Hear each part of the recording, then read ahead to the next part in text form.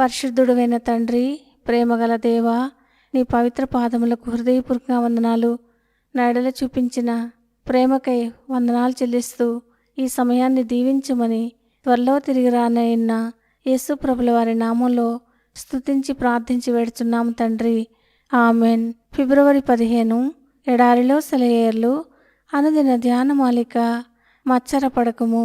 కీర్తనల గ్రంథం 37:1. ఊరికే తాపత్రయపడిపోతూ ఆవేశపడిపోకు. వేడెక్కాల్సిన సమయమంటూ ఏదైనా ఉంటే అది ఈ కీర్తనలో మనకి కనిపించే సమయమే. దుర్మార్గులు ప్రశస్త వస్త్రాలు కట్టుకుని దినదినాభివృద్ధి చెందుతున్నారు. దుష్కార్యాలు చేసేవాళ్ళు పరిపాలకులవుతున్నారు. తమ తోటి వాళ్ళని నిరంకుశంగా అణగద్రొక్కుతున్నారు. పాపులైన స్త్రీ పురుషులు దేశమంతటా విచ్చలవిడిగా గర్వంగా తిరుగుతూ సకల సంపదల్ని అనుభవిస్తున్నారు. సాధుజనులేమో ఇదంతా చూసి సహించలేక ఆందోళన పాలవుతున్నారు. దుష్కార్యములు చేయువారిని చూచి మచ్చరపడకము, ఆవేశపడవద్దు, తాపీగా ఉండు. న్యాయం నీ వైపున ఉన్నా కూడా ఆవేశానికి పోతే అనర్థాలే. మచ్చరపడటం మెదడును వేడెక్కిస్తుంది కానీ బండి కదలడానికి అవసరమయ్యే శక్తిని మాత్రం పుట్టించదు. రైలు బండి ఇరుసు వేడెక్కిపోతే లాభమేముంది? ఇరుసుకు ఘర్షణ తగిలినప్పుడే అది వేడెక్కుతుంది. వేడి దానికి హానికరమే. 2 పొడి వస్తువులు రాసుకుంటుంటే ఘర్షణ పుడుతుంది. వాటి మధ్య మెత్తగా తిరగడానికి సహాయపడే చమురు ఏదైనా వేయాలి. మచ్చరపడటం అనే మాటకి ఘర్షణ అనే మాటకి సంబంధం ఉండడం భావగర్భితంగా లేదు.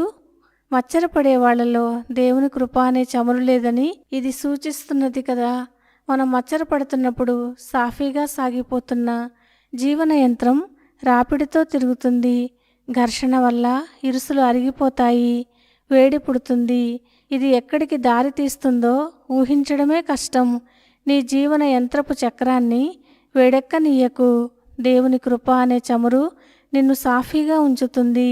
వేడెక్కి ఆవేశం చూపించావంటే మనుషులు నిన్ను కూడా దుష్టుడిగా జమకడతారేమో. విశ్రాంతి లేని హృదయమా, ఊరుకో. ఆవేశపడకు, ఆయాసపడకు. ప్రేమ చూపించడానికి దేవునికి వేవేల మార్గాలున్నాయి. కేవలం నమ్మకం మాత్రం ఉంచు. ఆయన చిత్తమేమిటో తెలిసేదాకా ఆహాకారాలు మాని నిబ్బరంగా ఉండు. వణికించే చలిగాలుల్లో కూడా ఓ ప్రయోజనాన్ని దాచి ఉంచాడు ఆయన. ధైర్యం సమకూడేదాకా కేవలం ఆశతో కనిపెడుతూ ఉండు. శాంతి అంటే దేవుని చల్లని చిరునవ్వే.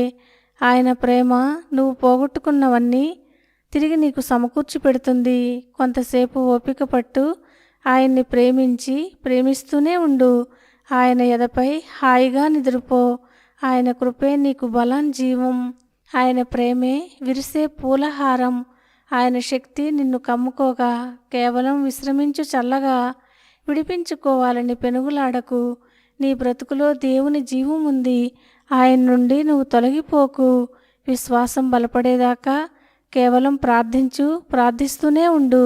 దేవుడు ఈ మాటలను దీవించునుగాక. ఆమెన్.